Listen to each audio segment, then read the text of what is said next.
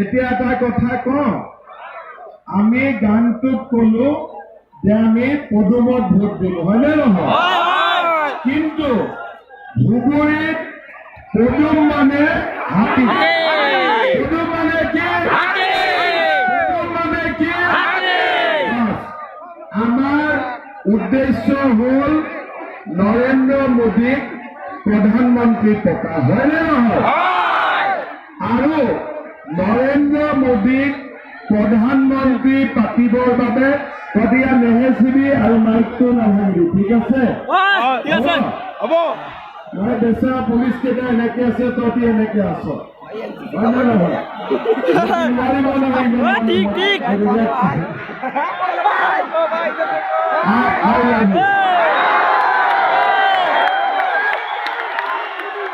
I love you. I love you, Mama. Kami mic tu panam, hey. Hey, sound box tu panam. Yang nama dia. Love you. এতিয়া আমাৰ অসমত 14টা Lok Sabha seat আছে, তাৰে বাবা তই এটা কাম কৰ, তই আগত আহি যা, এই ল'ৰাজন সকলোৱে আছে, তাক আগত আহি যা। আমাৰ 14টা লোকসভা সিট আছে, তাৰে 11খন আসনত বিজেপি উঠিছে। আগত দিনে কৈছে হুলস্থুল নকৰি, মনে একদম মনে হ'ব। এক মিনিট আগতে মই কৈ লওঁ কথাখিনি, তাৰপিছত একদম লাষ্টৰ হ'ব, লাষ্টলৈকে ৰাখোঁ, নহ'লে পিছৰ মানুহবিলাকে বেয়া পাব, ঠিক আছে? বোলে আগৰ মানুহবিলাকে কথা পাতি থাকিলে আমি একো নুশুনিলো, হয়নে নহয়? গতিকে সকলো মনে এতিয়া আমাৰ অসমত 14খন লোকসভাৰ আসন আছে, 11খন আসনত বিজেপি দলে পদুমৰ চিনত ইলেকশ্যন খেলিছে, আৰু 2খন আসনত এজিপি দলে ইলেকশ্যন খেলিছে, 1খন আসনত UPPL দলে ইলেকশ্যন খেলিছে।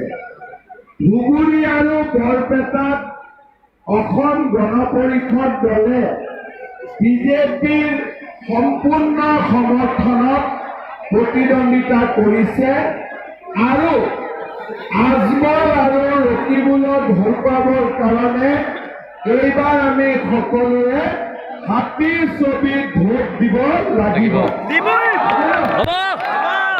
কি ছবিত ভোট দিব লাগিব?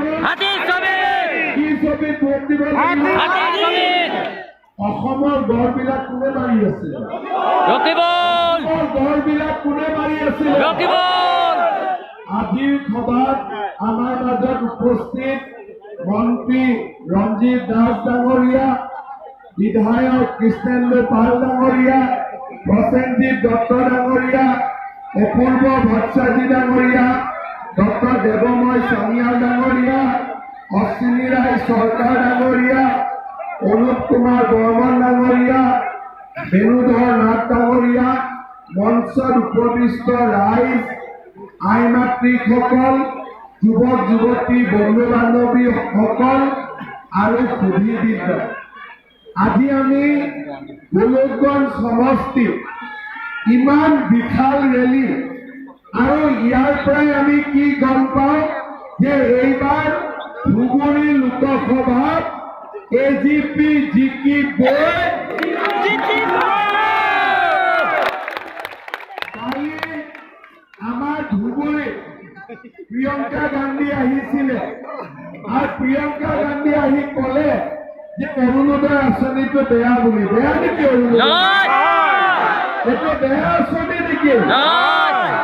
আজি কংগ্ৰেছৰ মানুহবিলাকে কলাটো বগা দেখে আৰু বগাটো কলা দেখে, হয়নে? বেয়া দেখে, বেয়াটো ভাল দেখে। কংগ্ৰেছৰ দিনত অসমত কি আছিলে?